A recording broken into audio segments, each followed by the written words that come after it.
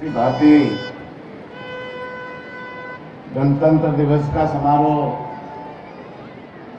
मना रहे हैं। निश्चित रूप से हमारा देश इस कार्यक्रम में विराजमान इस जिले के जिला कलेक्टर महोदय, जिले के एसपी महोदय, यहाँ के स्थानीय विधायक सम्मान्य भीमराव जी भाटी जी, पूर्व विधायक और जिन्होंने समाज सेवा के क्षेत्र में एक उदाहरण पेश किया है और समाज सेवा के क्षेत्र में जिनसे लोग प्रेरणा लेते हैं, ऐसे हमारे ज्ञान जी पारिक साहब, स्थानीय नगर परिषद के चेयरमैन, नगर निगम की चेयरमैन रेखा जी भाटी, पाली पंचायत समिति की प्रधान साहिबा मोहिनी देवी पुत्रा जी पटेल, पाली जिला दुग्ध डेयरी के अध्यक्ष सम्मान्य प्रताप सिंह जी बीटिया, पूर्व चेयरमैन नगर परिषद महेंद्र जी बोरा, यहाँ पर विराजमान सभी जनप्रतिनिधिगण, सभी अधिकारीगण, सभी विभागों के अधिकारीगण, इस कार्यक्रम में भाग ले रहे सभी स्कूलों के विद्यार्थीगण, उनके सभी कोच, पाली और जिले भर से पधारे हुए सभी सम्मानित नागरिक बंधुओं, पत्रकार बंधुओं, आज 26 जनवरी के इस अवसर पर हम सभी जानते हैं कि हमारा देश पहले सोने की चिड़िया था, हमारा देश विश्व गुरु था, हमारे देश में दूध की नदियां बहती थी और विश्व सिरमौर था। बीच में ऐसा कालखंड आया जिसमें विदेशी आक्रांता यहाँ आए, 800 सालों तक विदेशी मुगल आक्रांताओं ने यहाँ हमारे ऊपर राज किया, हमें गुलाम बना के रखा। 200 सालों तक अंग्रेज आए और उन्होंने भी यहाँ आकर के हमारी संस्कृति को खूब नष्ट करने का काम किया, हमारे देश को लूटने का काम किया। हमारे वीर योद्धाओं ने, हमारे स्वतंत्रता सेनानियों ने, हमारे कई महापुरुषों ने लंबा आंदोलन किया, लंबा संघर्ष किया और उन सब के सहयोग से, उनके संघर्ष और उनके बलिदान से 15 अगस्त 1947 को हमारा देश आजाद हुआ। आजादी के बाद में भी संविधान है वो हमारा नहीं चल रहा था, वो अंग्रेजों का चल रहा था।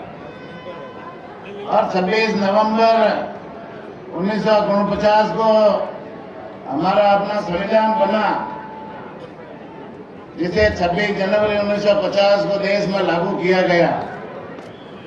और उसी उपलक्ष्य में हम प्रतिवर्ष 26 जनवरी को गणतंत्र दिवस के रूप में इस राष्ट्रीय पर्व को हम मनाते हैं। निश्चित रूप से हमारा जो ये लोकतंत्र है, ये विश्व का सबसे सुंदर लोकतंत्र है। जनता के द्वारा चुने हुए प्रतिनिधि, जनता के द्वारा चुने हुए प्रतिनिधि देश को संचालित करते हैं और इस देश का सफल संचालन करते हैं। निश्चित रूप से पूरे विश्व में सबसे सुंदर लोकतंत्र हमारा जो भारत का है। आज अपन बात करें, राष्ट्रीय विकास की बात करें तो हमारे देश के लोकप्रिय प्रधानमंत्री माननीय नरेंद्र मोदी जी के नेतृत्व में देश आगे बढ़ रहा है। बड़े बड़े फैसले जो पिछले लंबे समय से नहीं हो रहे थे, पिछले 10 सालों में भारतीय जनता पार्टी की सरकार माननीय नरेंद्र मोदी जी के नेतृत्व में देश में है और बड़े बड़े फैसले ले रही है। चाहे वो कश्मीर में 370 धारा हटाने का मामला हो, चाहे अयोध्या में राम जी के मंदिर बनाने का मामला हो, चाहे भारत को विश्व की आर्थिक महाशक्ति 5वीं आर्थिक महाशक्ति बनाने का मामला हो। पड़ोसी देश जो बार बार हमें धमकाते थे, उनको सबक सिखा करके एयर स्ट्राइक या सर्जिकल स्ट्राइक के मार्फत काम करने का मामला हो, सीमाओं को सुरक्षित करने का मामला हो, अभिनंदन को सकुशल वापस भारत लाने का मामला हो, चंद्रमा के दक्षिणी ध्रुव पर चंद्रयान स्थापित करने का मामला हो। विश्व में पहले हम सब दूसरे देशों की तरफ देखते थे, अमेरिका क्या करता है, सोवियत रूस क्या करता है, पूरे दुनिया की नजर उधर जाती थी। लेकिन आज हमारे देश के लोकप्रिय प्रधानमंत्री माननीय नरेंद्र मोदी जी के नेतृत्व में जिस तरह से देश आगे बढ़ रहा है, तो दुनिया हमारी तरफ देखती है कि मोदी जी क्या बोल रहे हैं, भारत क्या बोल रहा है। तो ये परिवर्तन लाने का काम माननीय नरेंद्र मोदी जी के नेतृत्व में हुआ है।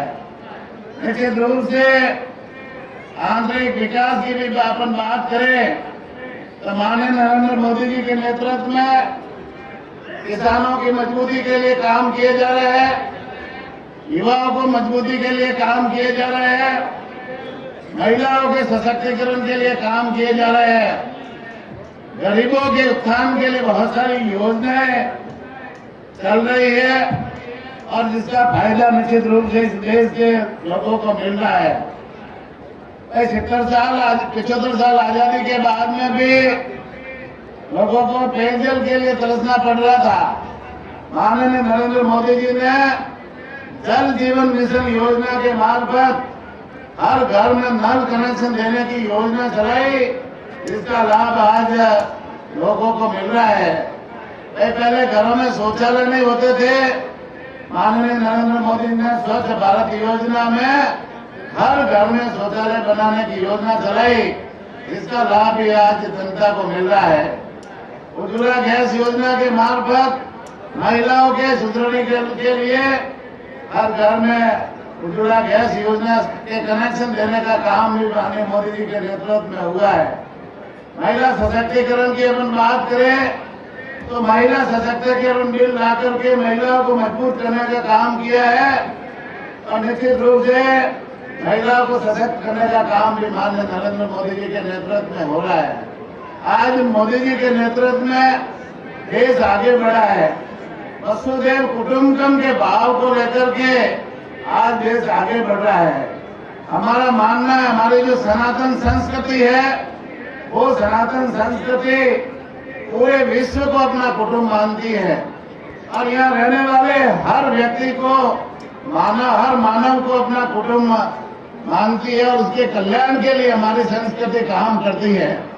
हमारी संस्कृति में हम पशुओं को भी पूजते हैं, गौ माता को भी माता मानते हैं, हम पक्षियों को भी पूजते हैं, हम वृक्षों को भी पूजते हैं। हमारी संस्कृति में हम अग्नि को भी देवता मानते हैं। हमारी संस्कृति में हम जल को भी देवता मानते हैं। तो हम मानव के कल्याण की बात करते हैं और इस संसार में रहने वाले पेड़ पौधे पशु सभी के कल्याण की बात करते हैं। हमारी संस्कृति सनातन संस्कृति का ये भाव है। इसी भाव को लेकर के भारत मोदी जी के नेतृत्व में आगे बढ़ रहा है और निश्चित रूप से पूरे विश्व में शांति स्थापित करने का काम भी आज मोदी जी के नेतृत्व में हो रहा है। निश्चित रूप से अपन बात करें राजस्थान के, तो माननीय मोदी जी ने जो संकल्प लिया है कि हम 15 अगस्त 1947 को हमारा देश आजाद हुआ और जब आजादी के 100 वर्ष पूरे हो 15 अगस्त 2047 आए, तब तक हमारा देश विकसित राष्ट्र कैसे बने, हमारा देश आत्मनिर्भर राष्ट्र कैसे बने, इस दिशा में मोदी जी की सरकार काम कर रही है। और उसी संकल्प को मजबूत करने के लिए हमारे राजस्थान के मुख्यमंत्री माननीय भजन लाल जी के नेतृत्व में भी राजस्थान सरकार भी काम कर रही है कि हम राजस्थान को कैसे विकसित बनाएं, हम राजस्थान को कैसे एक आत्मनिर्भर प्रदेश बनाएं। और इसी दिशा में माननीय भजन लाल जी के नेतृत्व में हमारी सरकार काम कर रही है। आपने देखा होगा सरकार का 1 वर्ष का कार्यकाल पूरा हुआ है और 1 वर्ष के कार्यकाल में माननीय भजन लाल जी के नेतृत्व में निश्चित रूप से जो पिछले साल का बजट पेश हुआ था वो एक अभूतपूर्व बजट पेश हुआ था। पाली जिले के लिए भी बहुत सारी घोषणाएं हुई थी और उन घोषणाओं की क्रियान्वित भी चल रही है। और जो बजट पेश हुआ, पहले सरकार अंतिम समय में जो अंतिम साल होता है ऐसा लोक लुभावना बजट पेश करती है, लेकिन माननीय भजन लाल जी के नेतृत्व में सरकार ने पहले साल में ही अभूतपूर्व बजट पेश किया और सभी वर्गों के लिए राजस्थान के समाज के अंतिम छोर पे जो गरीब से गरीब व्यक्ति बैठा है उनके कल्याण के लिए बजट पेश किया और उनके क्रियान्वित के लिए निश्चित रूप से हमारी सरकार प्रयत्नशील है। सभी प्रभारी मंत्रियों को हर जिलों पर बार बार भेजा गया और उन बजट को क्रियान्वित के लिए पूरे प्रयास किए जा रहे हैं। ये पूरे के पूरी जो हमारी घोषणा है उनको हम पूरी क्रियान्वित भी करेंगे। साथ ही साथ में आपने देखा होगा इस प्रदेश को विकसित बनाने के लिए राइजिंग राजस्थान का कार्यक्रम माननीय मुख्यमंत्री जी के नेतृत्व में हुआ। सरकार हमेशा अंतिम साल में राइजिंग राजस्थान लाती है, लेकिन हमारे दूरदर्शी मुख्यमंत्री इनका मानना है कि अंतिम साल में यदि आप राइजिंग राजस्थान आएगा तो वो धरती पे योजना उतरेगी नहीं। इसलिए माननीय मुख्यमंत्री जी ने पहले ही साल में राइजिंग राजस्थान का कार्यक्रम लाए और पहले जिला स्तर पे जो है न प्रवासियों के सम्मेलन किए गए। पाली जिले में भी बहुत बड़ा सम्मेलन हालना में हुआ था जिसमें 4000 करोड़ के आसपास के MOU हुए। सभी जिलों पे सम्मेलन हुए। 9, 10, 11 दिसंबर को जयपुर में बहुत बड़ा सम्मेलन हुआ और उसमें प्रदेश भर के बहुत बड़े बड़े उद्योगपति आए, दूसरे प्रदेशों में रहने वाले प्रवासी भी आए, विदेशों में रहने वाले उद्योगपति और प्रवासी भाई भी आए और उन्होंने राजस्थान सरकार के साथ में मिलकर के 35 लाख करोड़ रुपए के MOU किए।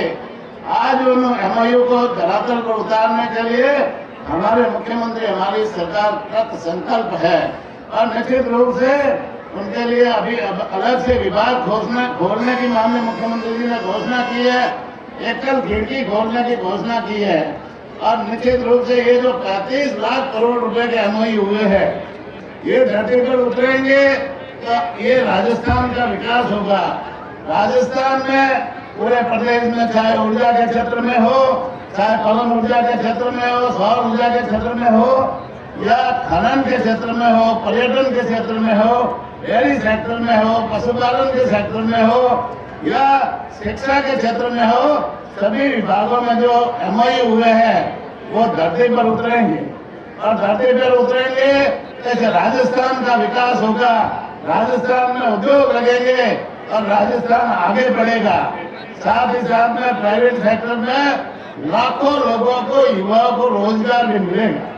निश्चित रूप से हमारे माननीय मुख्यमंत्री जी की मंशा है कि हम युवाओं के सशक्तिकरण के लिए कैसे काम करें, तो उन्होंने इस दिशा में पिछले बजट में भी घोषणा की थी कि हम 5 साल के इस कार्यकाल में 4 लाख युवाओं को नौकरी देंगे, सरकारी नौकरी देंगे।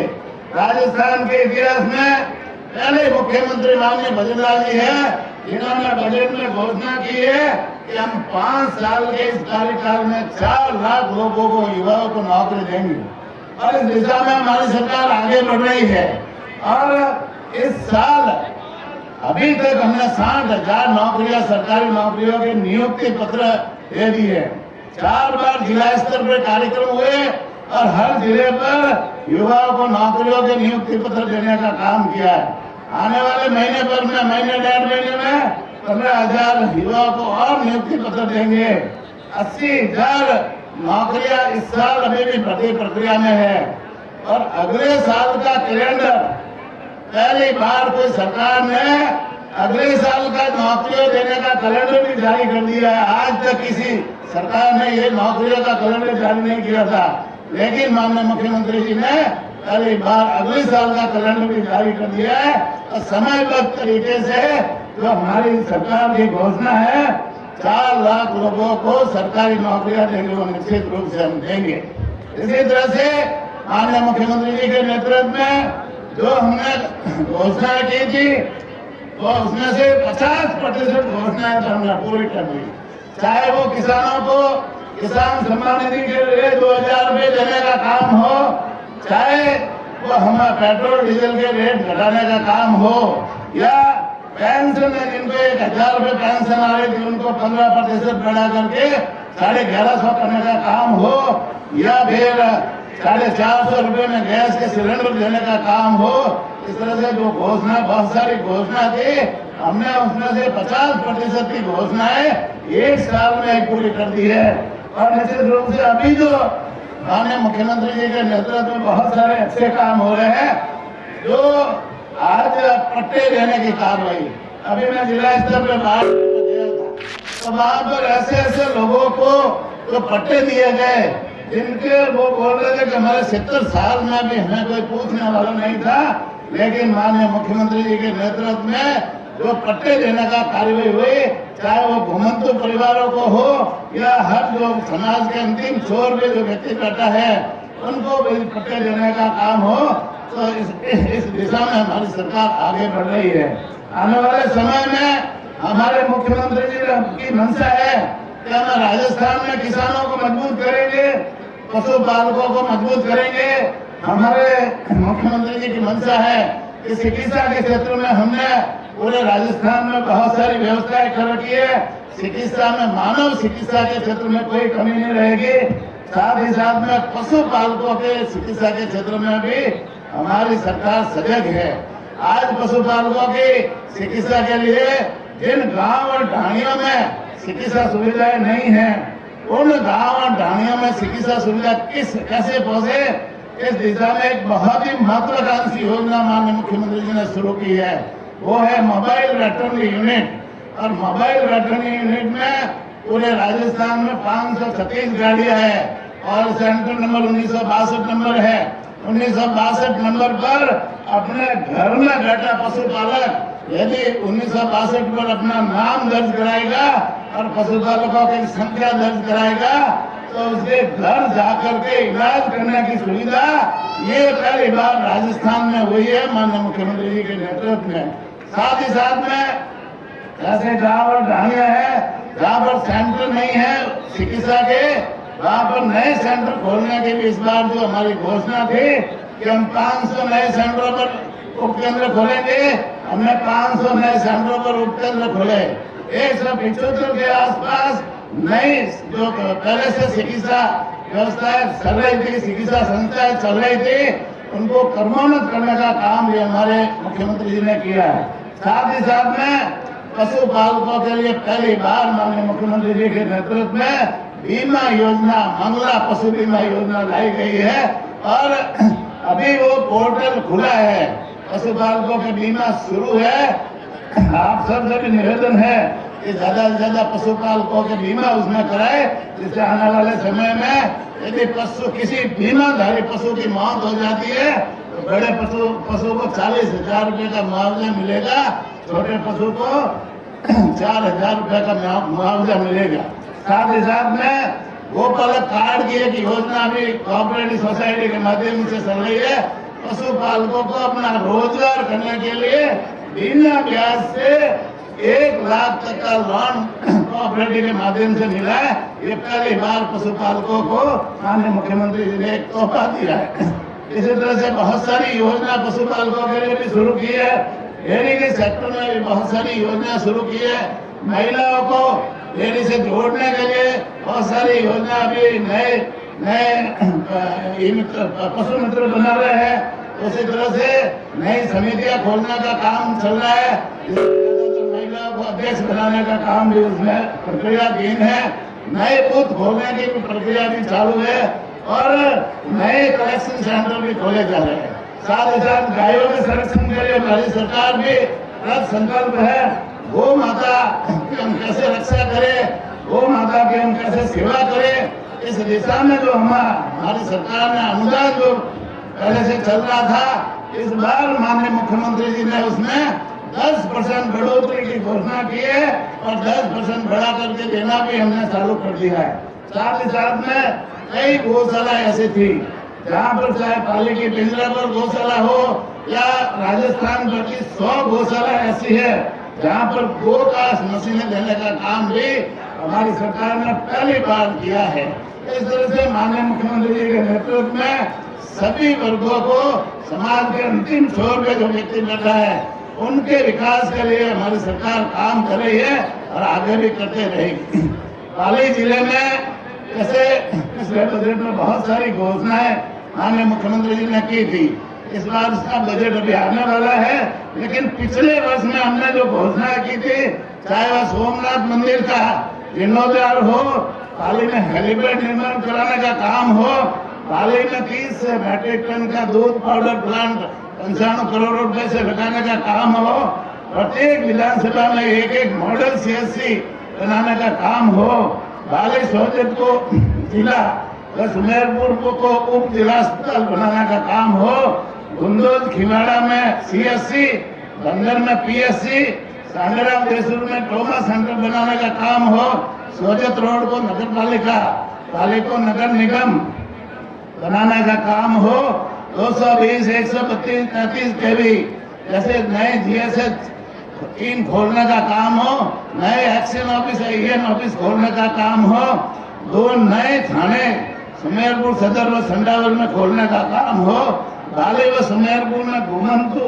जातियों के लिए आवासीय विद्यालय खोलने का काम हो, मारवाड़ में पॉलिटेक्निक महाविद्यालय खोलने का काम हो, पीपल जो से टूटी 1.5 साल पहले टूटी सड़कों की स्वीकृति पूरे जिले में निकालने का काम हो, रानी बाली फालना सुमेरपुर क्षेत्र बाली सोजत मारवाड़ और कैतारण में पेयजल योजनाओं की स्वीकृति का काम हो, या फिर माही बांध से पाली जालौर और सिरोही जिले के लिए पानी लाने की योजना का काम हो। इन योजना जितने भी स्वीकृति, इसके अलावा बहुत सारी घोषणाएं थी और उन घोषणाओं को हमने क्रियान्विति 90% क्रियान्विति हम लोगों ने की है और से जो है वो क्रियान्विति भी पूरी तरह से करेंगे। पशुपालन के क्षेत्र में पाली जिले में बहुत पिछड़ा हुआ जिला था, लेकिन इस बार हमारे मुख्यमंत्री जी ने पाली जिले में 51 नए पशु उपकेंद्र खोले हैं। पहली बार पूरे जिले को 51 नए पशु उपकेंद्र मिले हैं। 16 नए पशु चिकित्सा उपकेंद्रों को पशु चिकित्सालय में क्रमोन्नत किया गया है। 7 पशु चिकित्सालय को प्रथम श्रेणी में क्रमोन्नत किया गया है। साथ ही खटकगढ़ सुमेरपुर बाली और सोजत के बहुउद्देश्य पशु चिकित्सालय भी खोलने की घोषणा की है, वो भी क्रियान्विति हो रही है। साथ ही साथ में पाली जिले में पशु जो संस्था है, चिकित्सा संस्था है, वो बहुत भवन उनके बहुत ही खराब स्थिति में थे। यहाँ पर संयुक्त निदेशक